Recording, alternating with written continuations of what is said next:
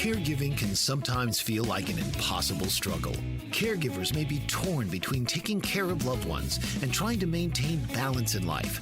The good news is that it doesn't have to be that way. The Caring Generation with host Pamela D Wilson is here to focus on the conversation of caring. You're not alone. In fact, you're in exactly the right place to share stories and learn tips and resources to help you and your loved ones. So now, please welcome the host of The Caring Generation, Pamela D Wilson. This is Pamela D. Wilson, caregiving expert, speaker, consultant, and guardian of the Caring Generation. The Caring Generation focuses on the conversation of caring, giving us permission to talk about aging, the challenges of caregiving, and everything in between. It's no surprise that needing care or becoming a caregiver changes everything. The Caring Generation is here to guide you along the journey and to let you know that you're not alone.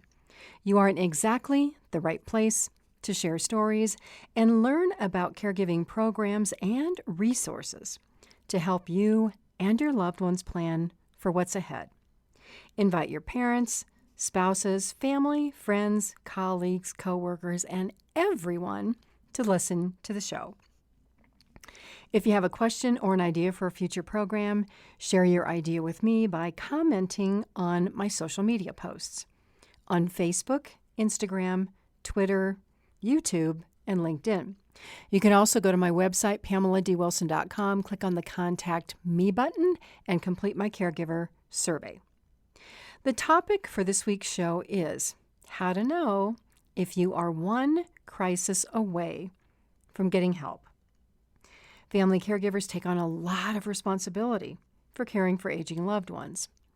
Balancing a busy life, including work, family, school, and caregiving, can result in doing the things that need the most attention. But this may not be the most important.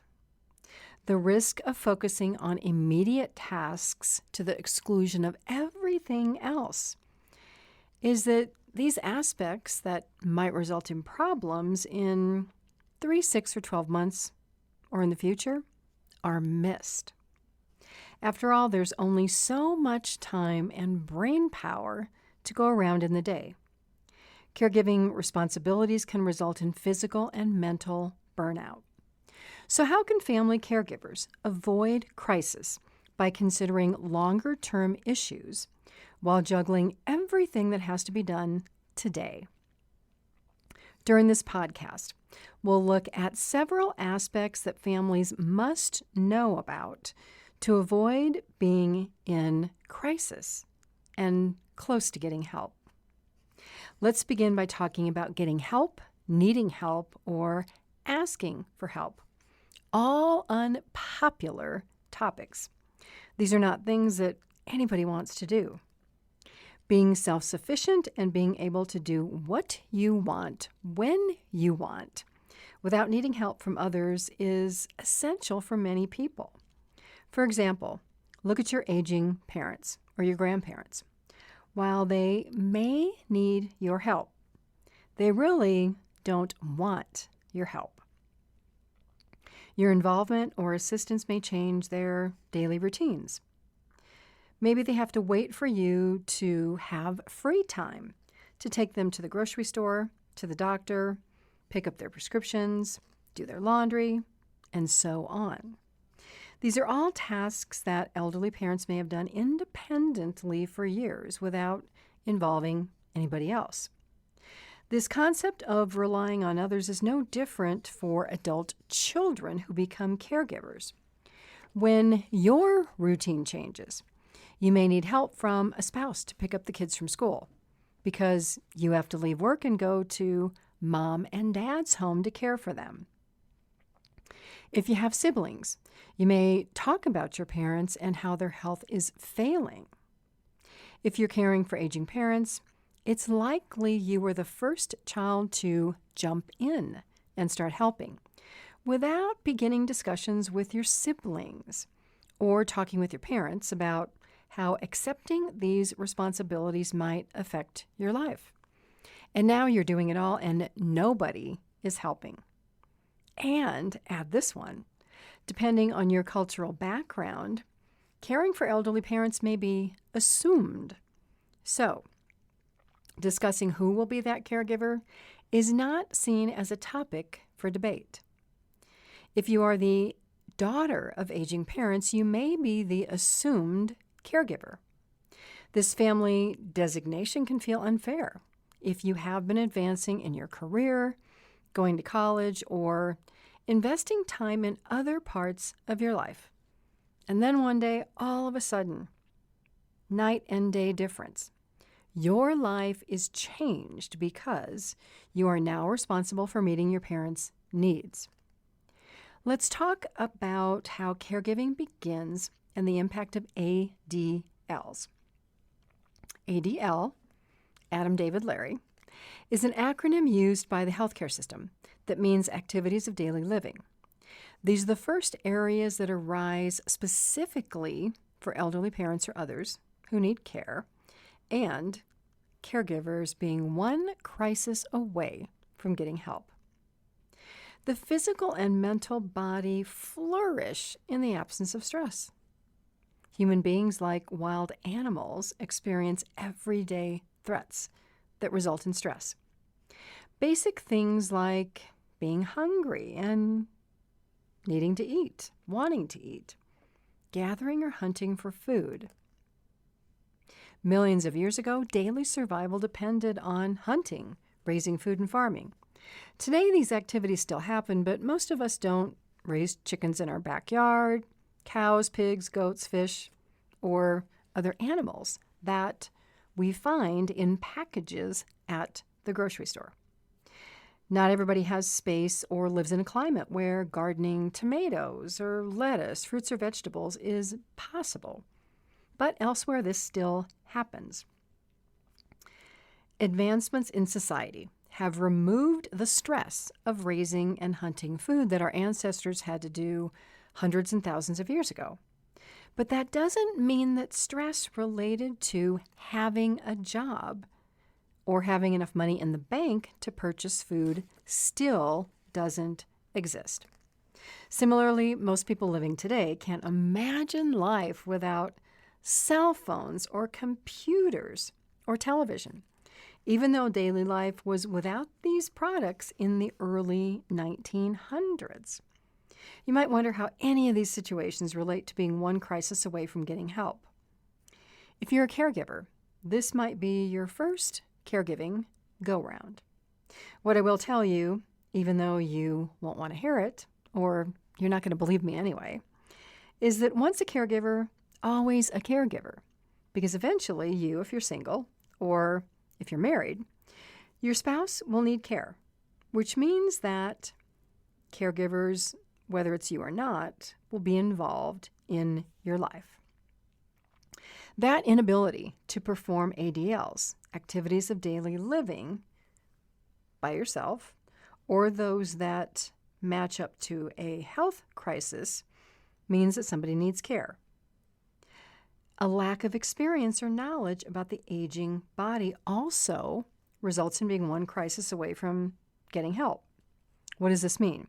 It means that not having the knowledge or the insight to relate daily activities to physical and mental health in the absence of stress, that transfer to needing help or a caregiver does mean that anybody on any given day can be one crisis away from getting help.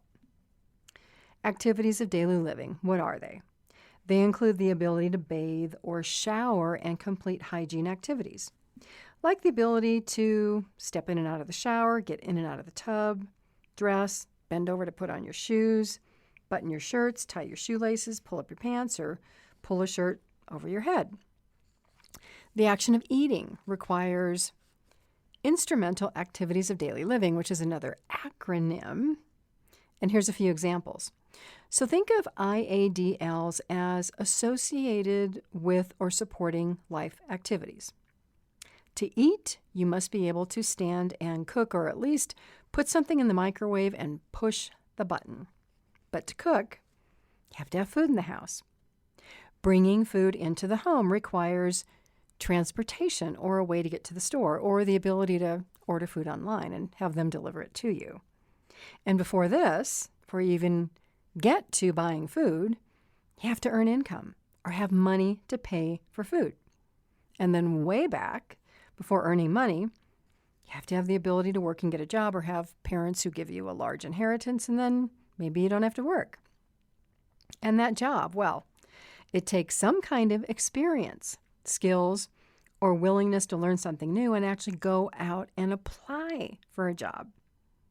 And then way before that, before getting a job, some kind of basic education so that you can read and write and do some arithmetic and have social skills. So then let's go the other direction, beyond food being in that grocery store. We depend on ranchers, farmers, processing plants, and manufacturers, and transportation services to move the goods and services from the farms to the processing plants to the grocery stores.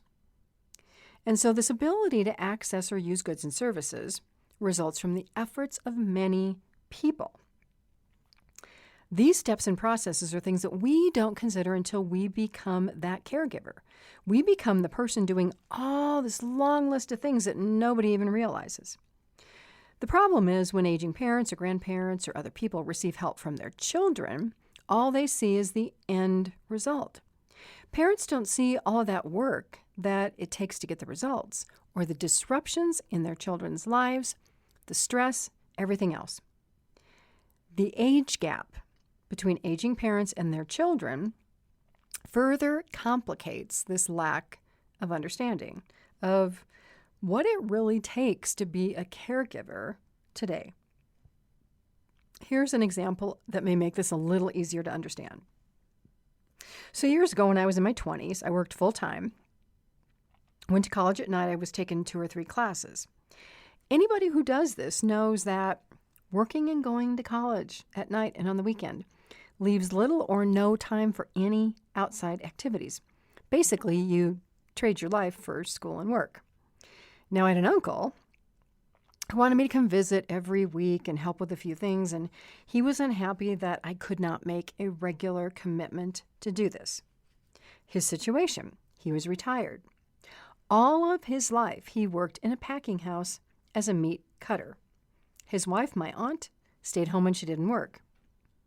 His job didn't require a college education, using a computer, or at that time even having a car. My aunt and uncle lived in a neighborhood where he could walk to work, walk to the grocery store, take a bus if he needed to go somewhere. My aunt stayed home, managed the household, she shopped, she cleaned, she made food, did the laundry, and took care of Uncle. So Uncle had no idea of the fundamental understandings of my life and the stress and pressure I was going through. And even if I would have explained this to him, I don't know if he would have understood, because college didn't mean anything to my uncle. A woman feeling the pressures of working didn't mean anything to my uncle. His wife didn't work. His mom didn't work. They worked in the home, right? But yet I had to work to pay for a place to live and everything associated with managing daily life, including going to college and completing coursework and using a computer. So this is a good example of the life and the experience gap between aging parents and their children that we also don't consider that impacts caregiving. So here's another gap example, right? My mom managed the money and she paid the bills for she and my dad. I was the executor of their estate, so when she died, I went through all their financial accounts, their health insurance, and everything.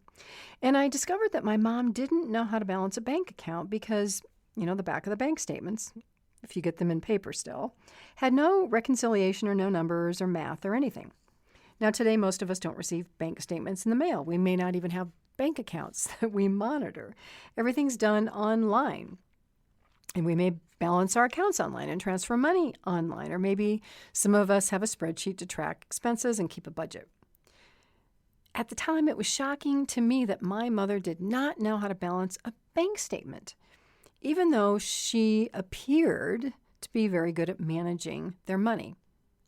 Had I known or thought to ask, or had she mentioned this to me, I could have done this for her every single month. I could have been so much more helpful to my parents.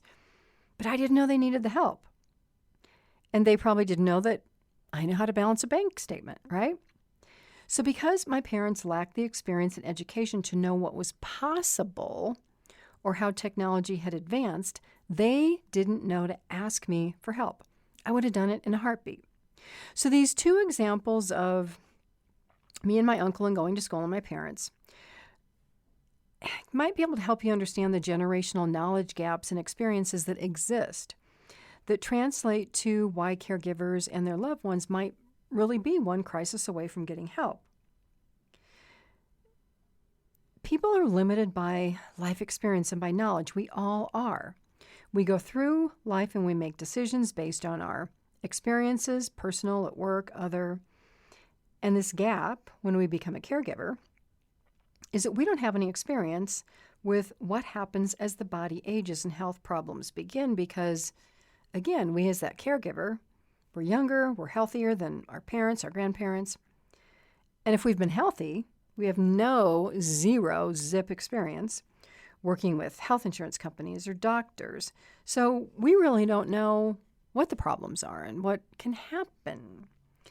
So the example of the difficulty of getting a prescription filled when it's not on the approved list of an insurance company, or the time it might take to resolve an insurance issue.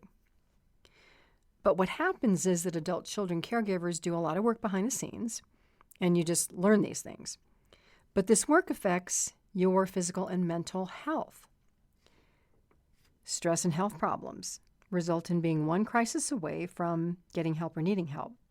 And it's the same for aging adults, for parents who refuse medical care or advice or help from their children when help is clearly needed.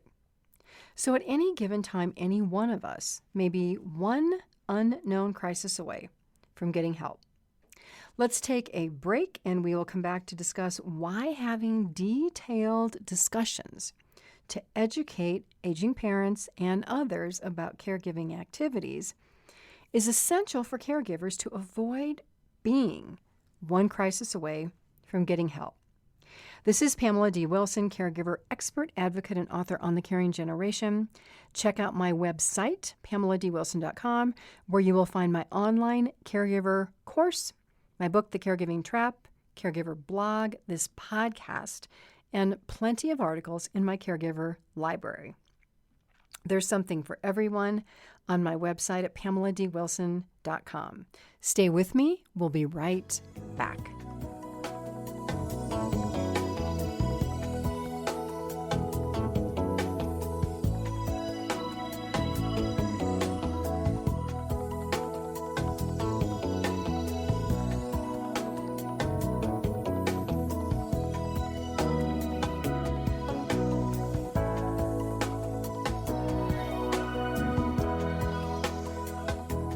This is Pamela D Wilson, caregiver expert, advocate, and author on the Caring Generation.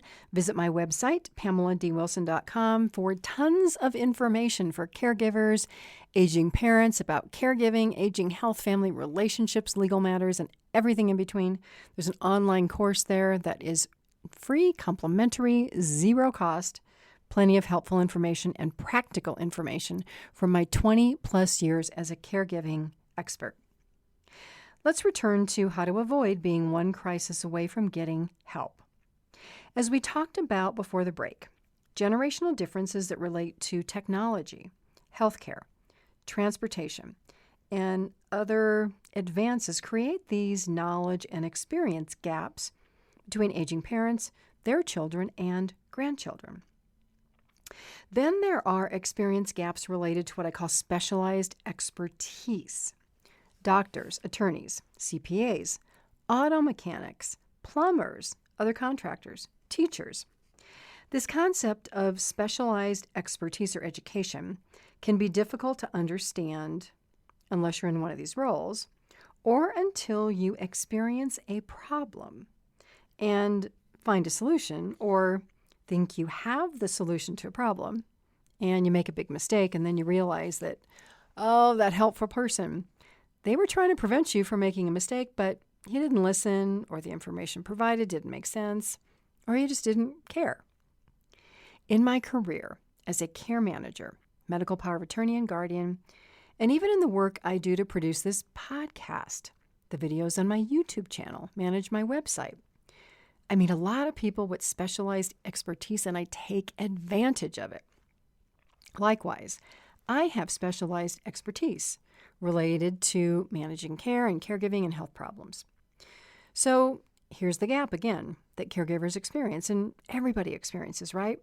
You receive information, but you have no idea how important it is. That information, poof, goes over your head. Doesn't make any sense, doesn't seem necessary. You put it out of your mind until that one thing happens that make you say, holy moly, I had no idea this was going to happen. And I had the information and I ignored it and I didn't ask questions and I didn't think it was important. And now I just want to shoot myself, right? And now you're one crisis away from getting help. My hope is that at this time for you, some angel, some helpful person comes along to tap you on the shoulder to make you realize that it is time to pay attention to this person, this information that is sitting right in front of you, trying to help. Don't ignore it. We've all heard that saying, that statement, when the student is ready, the teacher appears. It doesn't always happen that way. My suggestion is to be present and attentive. Be open-minded to view every single person that comes in your path as a teachable moment. But to do this, it requires being mentally present instead of spinning around in mental chaos. It requires you noticing the small things. And I know that we all rush around. I do it too. I rush out of the house and I'm like, oh my God, did I turn off the toaster or the coffee maker or whatever, or shut the garage door? We all do this, right?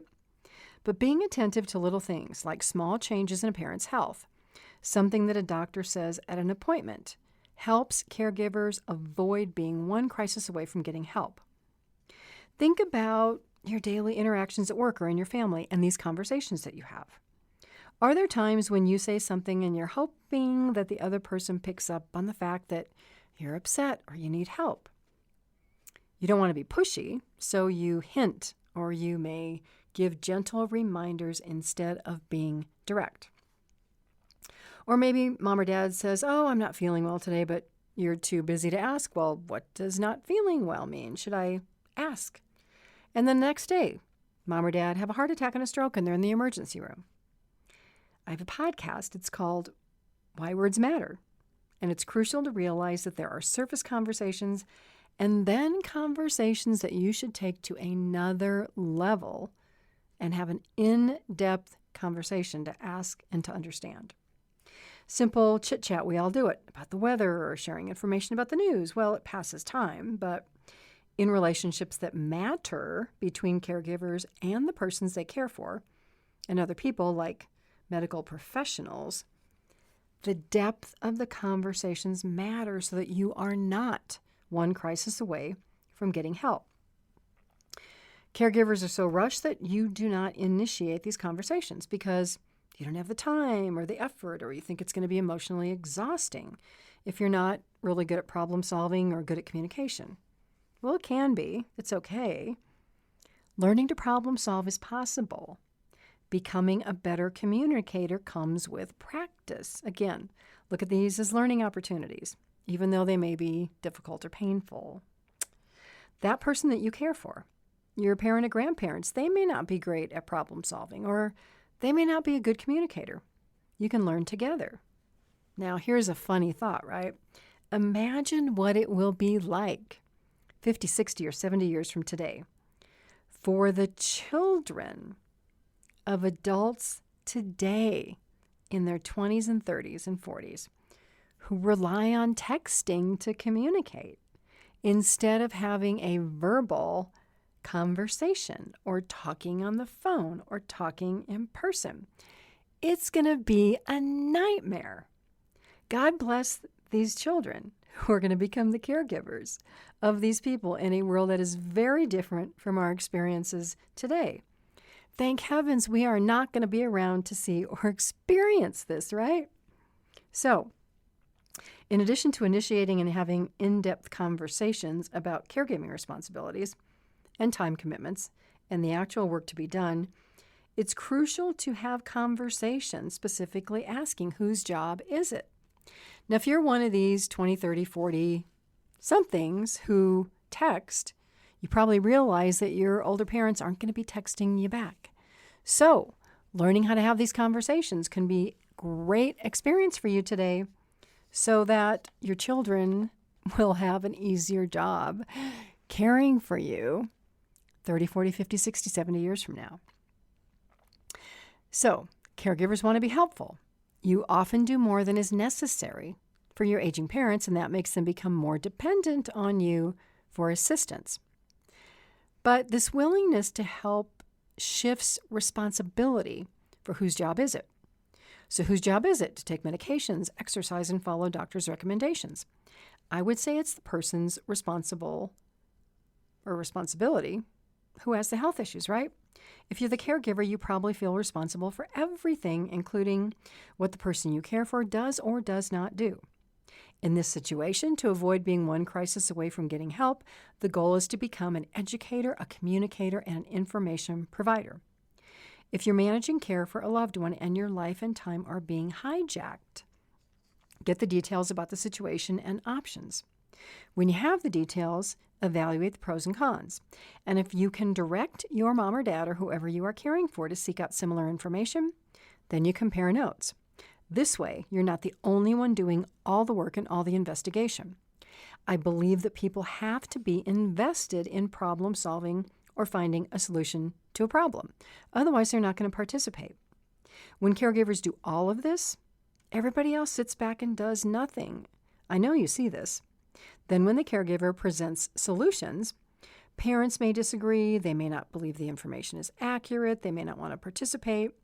And so nobody here is working together, but you're working against each other. I talk to caregivers every day who find themselves in situations with parents who refuse medical care, refuse to participate in activities that can be helpful for them. And the problem mainly is that caregivers put themselves in these unsustainable situations by being too willing, too helpful, not initiating detailed discussions, not involving parents in decision-making because it might have taken too long, taken too much effort, be too emotionally charged. And now all you are is angry and you feel guilty at your parents and for the present situation. So the way to avoid being one crisis away from help is to stop being so helpful. Instead, ask, who's responsible for this? Whose job is this? Who is responsible for the health problems parents are experiencing today?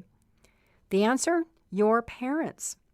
Admittedly, though, our parents may have not had the knowledge or the experience to know the effects. One example, smoking a pack of cigarettes every day. My mother did this for so many years. She died at the young age of 69 from heart disease, stomach problems, so many other ailments. She was sick a long time, at least 30 years during her life. She also had a lot of stressors, though, that contributed to these health issues that we didn't realize back then. But we know about them today. It's called ACE, A-C-E, Adam, Charlie, Edward. This means adverse childhood events, which are life-affecting. So ACEs include losing a parent at a young age, parents who divorce, having abusive parents, parents with drug dependencies, or being neglected as a child. Another example is taking caregiving responsibilities for siblings when you're young, so parents assigning children adult responsibilities well beyond their years. Children can be bullied in school. There's so many aspects of being a child that negatively affects health and relationships for an entire lifetime. Then add to this, caregivers give up healthcare benefits due to life trade-offs, like potentially reducing work hours or giving up a job. It can be really hard to imagine or see the effects of stress until something happens, like that event that may have occurred that tipped the scales when your parents first began needing help. If you're a caregiver, a small thing like an ankle or a shoulder injury that is not investigated by a doctor can turn into a physical problem that doesn't go away. And now you or a parent doesn't walk as much because of ankle pain. You can't lift your shoulder over the head. You have all kinds of problems. No different than that leak in your sink faucet or that noise your car makes. You have a kitchen flood. You get stuck on the freeway when your car stops running. These things happen every day to somebody somewhere. My goal in talking about this is to help you avoid becoming a person in crisis by taking steps to reduce the likelihood of unexpected and highly stressful situations in your life. Now, this takes consistent effort and a positive mental attitude. I'm not going to kid you. Dealing with problems, difficult people, parents who refuse care, siblings who don't want to help, doctors who don't understand, and health insurance companies who seem more like the prevention department. It's all emotionally draining. I know this because I've advocated for family members and clients in similar situations for more than 20 years. Nobody else will stand up for you if you don't. Yes, it can be tiring to be the person who has to step up and show up and persist. But if you don't, you are the only person whose life is going to be negatively affected. Now, other lives can be, but you're going to have to deal with it all. So let's put all of this together. How to avoid being one crisis away from needing help.